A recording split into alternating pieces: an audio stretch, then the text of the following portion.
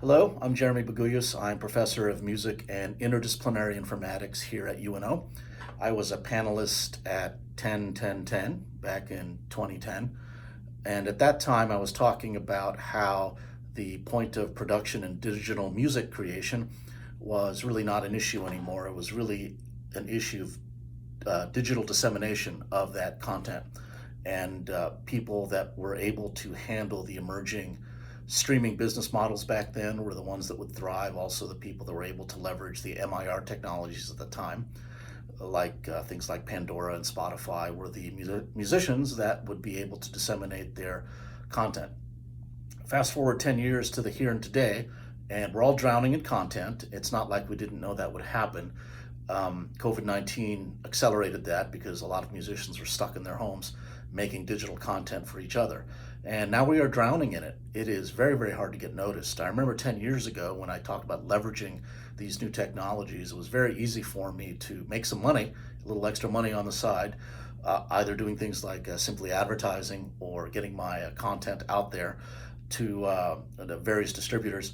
And it's very, very hard to do that today because so many more people are in the game because the egalitarian nature of dissemination now of digital music content is very, very easy to do. So point of production, point of dissemination, very easy to do. So now that everyone's doing it, the here and now today for digital music creators is simply getting noticed.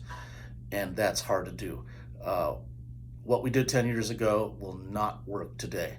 So projecting out another 10 years to 30, 30, 30, what I'm thinking is that, well, one thing will never change is that we still live in the 19th century in terms of how we appreciate music and how we consume music, and that if you want to have your music connect with people, you have to have a narrative. I'll just give you one example. 1940s, the music that really connected with people was the music of Aaron Copland, because a lot of his music touched upon American identity during a time of war, during a time of stress, and it was very, very important. And so his music was a vehicle for that, and that's partly a reason why his music was successful. This is at a time when most music that was being explored in the United States was very experimental in nature. Aaron Copland, on the other hand, decided to ride with the need of people in the United States to feel a sense of American identity through their music.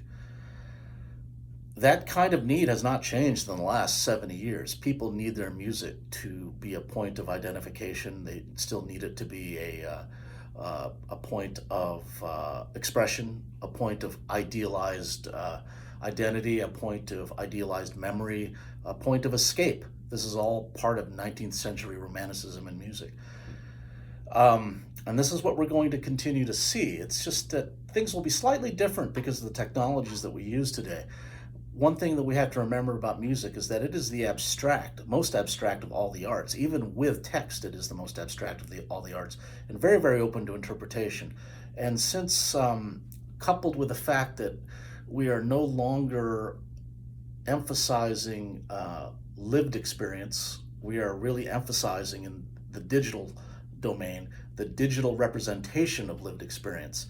And that would be through our narrative that we craft for ourselves and our music.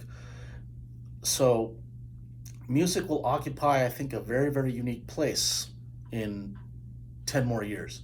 It will be a place where we can use music to think about, in a 19th century way, think about ourselves, think about the context around us in a very idealized sense by selecting soundtracks for our life, whether current, past, or future. Our identities will be defined in part by music. In the same way that emotion is defined today in video games and in movies, we will be doing it for our own lived experiences in representing to ourselves what those lived experiences are. Whether it's accurate or not doesn't matter. We're still living in 19th century romanticism in terms of music. And that's my prediction for in 10 years. I hope I live long enough to see what happens. Everyone have a good conference. Thank you.